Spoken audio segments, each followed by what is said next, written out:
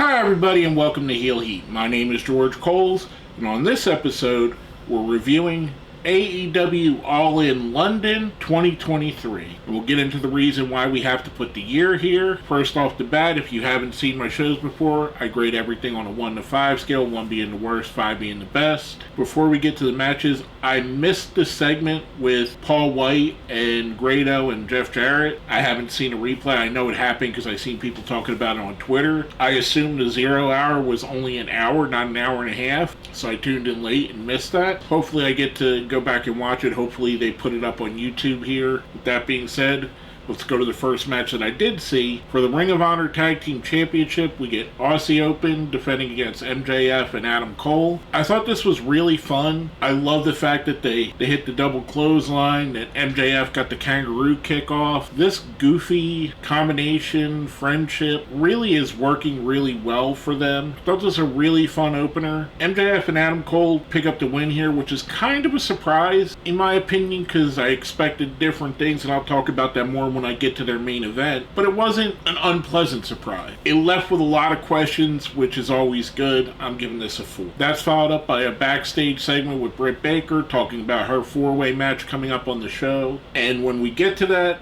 I have a lot to say about that. Then we get an FTW Championship match. We have Jack Perry going up against Hook. I thought this was a really fun match. I thought the elements of outside of the ring brawling, the stuff on the limo, and yes, elephant in the room. He looked in the camera, Jack Perry that is, and said, "This is real glass, cry me a river," which may or may not have started a backstage incident. There's conflicting reports. Fightful Select is saying that there was an incident. Miro has came out and said there wasn't. At the time I'm recording this, that's what we know. We know a little bit more, but from what Fightful and Sean Ross Sapp have reported, it seems to all be from the CM Punk camp, so I don't want to talk about it too much. I did want to address the elephant in the room because it's going to be addressed a million times.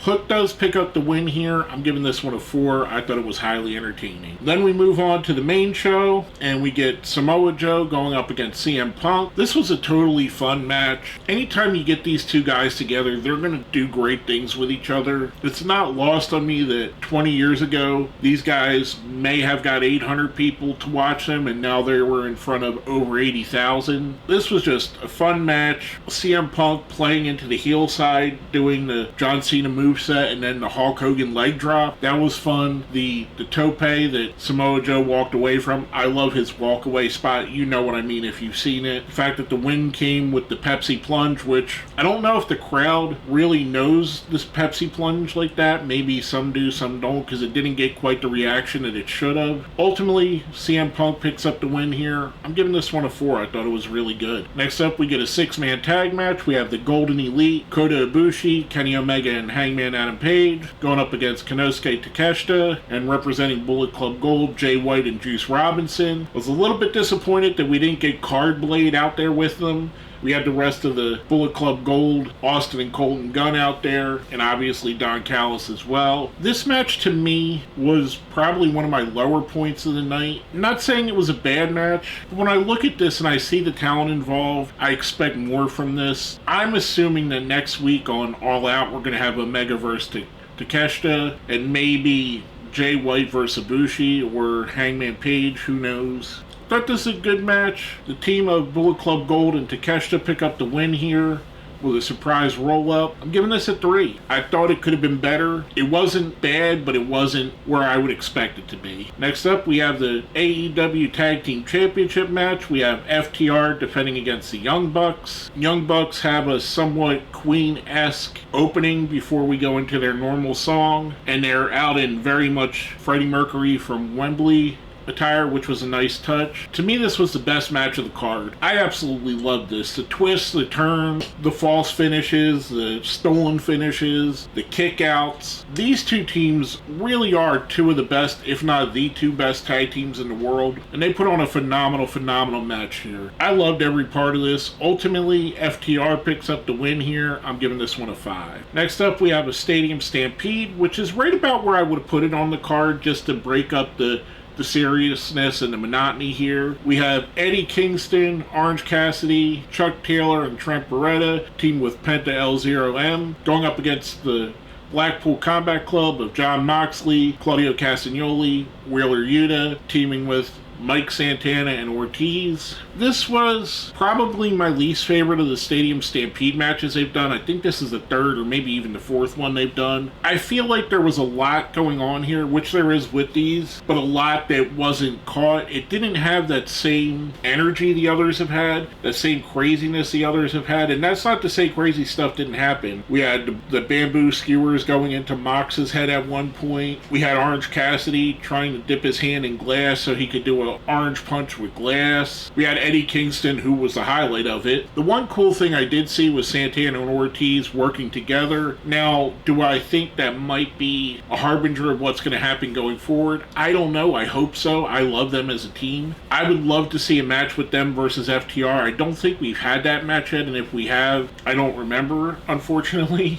I think they'd be a great contenders for that. All in all, I thought this was a good match. It could have been better. You run the risk with these of them being a mess in a good way or a mess in a bad way. This I kind of felt like more of a mess in a bad way. The team of Kingston, Cassidy, Taylor, Beretta, and Penta pick up the win here. I'm giving this one a 3. Next up, we have the 4-way match for the Women's Championship. Hikaru Shida is defending against Toni Storm, Britt Baker, and Saraya. Saraya gets probably one of the coolest entrances of the night. She comes out to Queen, which, like I mentioned earlier, the Bucks did a little bit of. She has her entire family with her, which is amazing. I thought that was really cool. It seemed kind of obvious just from the entrances what was going to go on here. Some of the cool things happening here, we had the Outcast have a little bit of strife between each other. Toni Storm accidentally hit Saraya's mother, Saraya, which it's funny. I don't know what her real name is. I just know her by her ring name, which was Sweet Saraya. Ruby comes out to get involved. Storm hits her, which I think they're breaking Toni Storm off from it, which I think might be a good idea because I really like what she's been doing, especially her promos and this kind of old Hollywood vibe she's giving off as of late. This was a fun match. It was only given about 9 minutes, which I want to talk about a little bit more here in a second. Saraya does pick up the win, gets the win in front of England, celebrates with her family. I thought it was a great feel-good moment. The one thing I expected, because we seen Mercedes Moné on the pre-show, I expected maybe she would come down and confront her. Wasn't to be. Maybe they're holding that off for another time. I don't know. I'm going to give the match a 4. I do want to talk about it just a bit more, though. On a card that basically went 5 hours, including the 0 hour, we only get one women's match on the card, and it's only 9 minutes. You couldn't have found a TNT Championship match for this card, or a number 1 contender match for this card, or got Willow Nightingale on here, or Athena. A little bit disappointing. I know that they're going to have an ongoing issue with the women's division being booked properly here. This just felt like another incidence of proof of that. After that, we get Darby Allin and Sting going up against Swerve Strickland and Christian Cage. A lot of alliteration there. And a coffin match here. This was fun.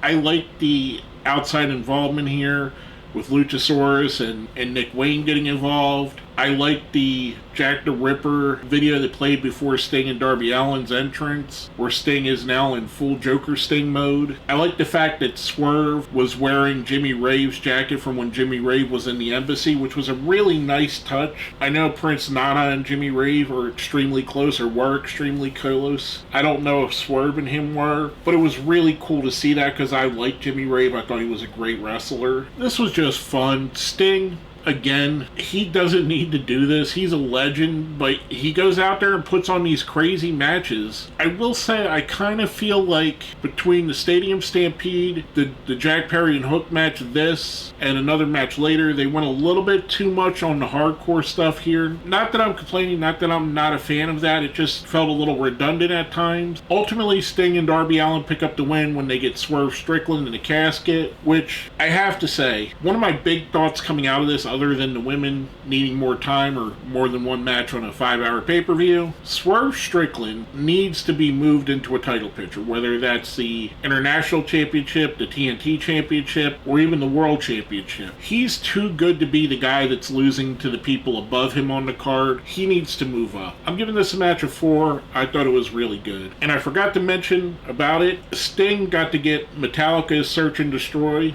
or Seek and Destroy as an entrance, which Tony Khan really ponied up the money between Queen and Metallica. I can't imagine either of those were cheap to license, even if it's just for this one show. Speaking of licensing music and a song he probably doesn't have to pay much for, we get Chris Jericho singing himself to the ring with his band Fozzy playing, going up against Will Osprey. I have to say I'm not always a fan of the angles with Chris Jericho and some of the more sports entertainment stuff he does, but when you put him in these big match situations against Osprey here, against Omega, against Moxley, he delivers. He throws on a great performance every time. This was a really, really fun match. I kind of feel like if the thing that Osprey said about his contract being up in 6 months is true, this was Tony Khan's way of saying to him, hey, this is how we'll treat you here. You'll get to beat guys like Chris Jericho if you decide to come here. I don't know if I'd want Osprey in AEW. Not that he's not a great wrestler and wherever he goes he won't be an asset, but I think Osprey in AEW is just going to be another guy on the card. Kind of, I hate to say it, like Jay White. Jay White's done fantastic stuff in AEW, but really, where is he? Is he figured in any of the title pictures? No. He has a prominent role on Collision, but we see him more often than not losing the matches. I don't know, I think Osprey would be better served by staying in New Japan Pro Wrestling, who've treated him like gold. This was a really fun match. Osprey does pick up the win here. I'm giving this a 4. Next, we get a special announcement from Nigel McGuinness. I kind of half thought this was him saying he was going to come back to wrestle a match. It wasn't. He announced the attendance, which was, I think, 81,145 or 81,045, something of that nature. Over 81,000, and that was a paid attendance, so pretty cool with that. That's followed up by our Trios Championship match. We have the House of Black, who looked amazing in their white gear. I thought it was really nice and a fitting tribute that Buddy Matthews brought out a lantern and put it on the stage, obviously for Bray Wyatt. As soon as the sun went down in Wembley, the beginning of every match when it was dark, the crowd lit up the fireflies, which was amazing as well. Always cool to see a guy like that get his due, get his props. They're going up against the Acclaimed, Anthony Bowens, Max Caster, and Billy Gunn, who is the badass Billy Gunn, not daddy ass in this match. And I love that trope in wrestling, that something like a nickname can change how you wrestle. And we're not even talking about a situation like The Fiend and Bray Wyatt being two separate personalities, or the Demon and Finn Balor. We're talking about the one Billy Gunn versus the badass Billy Gunn versus daddy ass. I just think that's cool. This kind of felt a little anticlimactic. It was pretty obvious. The Acclaim pick up the win here. I thought this was a good match. Not a great match. I'm giving this one a 3. Finally, we get to our main event of the show for the AEW World Heavyweight Championship. MJF defending against his best friend Adam Cole. I thought this match was extremely fun. They leaned into all of their best friend things. They leaned into the will he screw me, won't he screw me, are you willing to take some heel tactics? Are you willing to do some dirty moves? During the match, Adam Cole seemed to be the one that was willing to push the limits a little further. MJF was conflicted anytime he had an opportunity to cheat, whether that be with the diamond ring or during a ref bump or even using the chair on Adam Cole. At one point, he doesn't do a tombstone pile driver on the announce table, but Adam Cole turns it around and does it on him. Roderick Strong comes out and gets involved, and kind of the feeling was that he would either cheat for Adam Cole or cheat for MJF. However, Adam Cole kind of refuses his help. There's a double pin. They both get counted down, although Cole says to MJF, give me the 5 minutes, I want the extra 5 minutes, which is a callback to their draw that they had. MJF says no, which is a callback to when he offered this match in the first place. I'm not going to give you 5 minutes. We're going to go until there's a winner. And right then, everything felt like this was pointing to a turn, that Adam Cole would turn heel and become the champion. Surprisingly, that did not happen. MJF picked up the win here. I thought this was a really fun match. I thought it was a nice way to play against what we were expecting. Friendship ultimately wins in the end, which is kind of a nice story. They could kind of milk this going forward. I'm very intrigued to see where this goes next. I'm giving this match a 5. I thought it was really good. Overall, I thought this was a really good card for the most part. It didn't drag as some of the later in the evening shows tend to do when it gets past 11 p.m. It felt like it flowed really well. Part of that is how they broke it up, where they put the matches. Made a lot of sense. I thought thought the two best matches were FTR and the Bucks and MJF and Adam Cole. I thought the 0 Hour absolutely delivered with its two matches. The negatives would be the lack of any more women's matches on the card, the Stadium Stampede, and maybe they need to do away with that unless they're going to do a cinematic match where they could record it beforehand, because it felt a lot disjointed. Overall, I wouldn't say there's much bad on the show. There's some that was just okay. I'm going to give the entire show a 4. I thought it was very entertaining. I'm excited to see what they're going to do next year, because they did announce that they're coming back to Wembley next year. I'm excited to see what's going to happen there and what happens between now and then. That being said, let's smash that like button, share the video, subscribe if you haven't. If you see where it says join, that's how you become a channel member. Being a channel member definitely helps me out. If you made it here to the end, let me know what your favorite match was. Put it down here in the comments. That being said, my name is George Coles, and this has been my review of AEW All In London 2023.